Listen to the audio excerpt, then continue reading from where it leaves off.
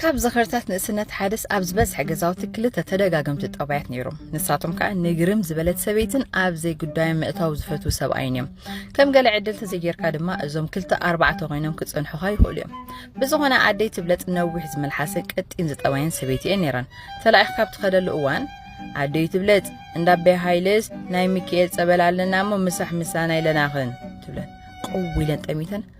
እንዳኾንኪ እኽቲ መንጋር ብገዛና ዘይትጅምሪ زي تتصبخي حتى الدب جازانا زي قربنك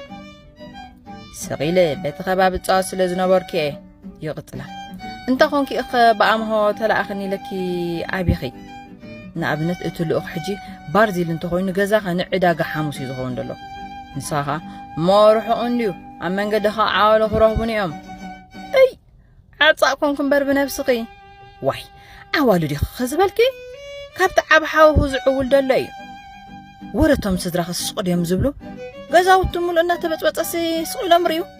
ባኣኻዝ ጀመር ሙሉ ስድራ ዝንጠል ድሓር በዓለን ናይታ ገዛውት ካፖንዲን ካዝኾና ከም በዓል ፊዮሪ ካዝሜር ወይኒ ፊኪ ካብ ዘለዎ ኻንሸሎታት ሓኹይርካ ከተወርደለ ኣብ ትፍትን እዋን ሞ ምዝሕዛኻ ልዕልቶም ዋናታት ዝሰሃለኻ ተኣኪብካ ትዕልለሉ ኣስካላ ገለ መሳል እንድሕር ኣለኻ ነቶም ሰብ ገዛ ኸይደን ካትራም መዘይ ትደፍኡሉ ደቀይ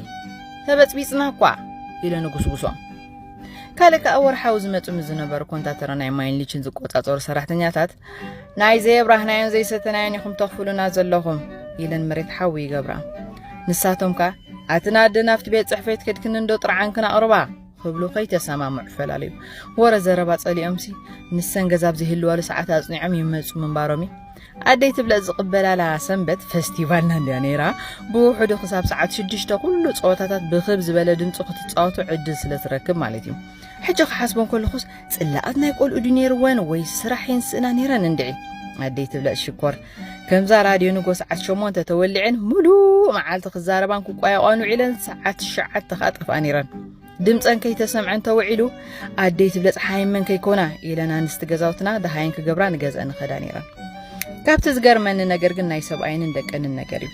እንተስ ናይ ኩላቶም ገይረን ብምጥቕላል ዝዛረባ ስለ ዝነበራ ድየን ወይ ሳደን ዚዘኖኦሜን እንድዒ ድምፆም ዘይስማዕ ስቕታ ዘዘውትሩ ሰባት ምንባሮም እዩ ንያበይ ጽገ ከዓ ኣብ ቀጻሊ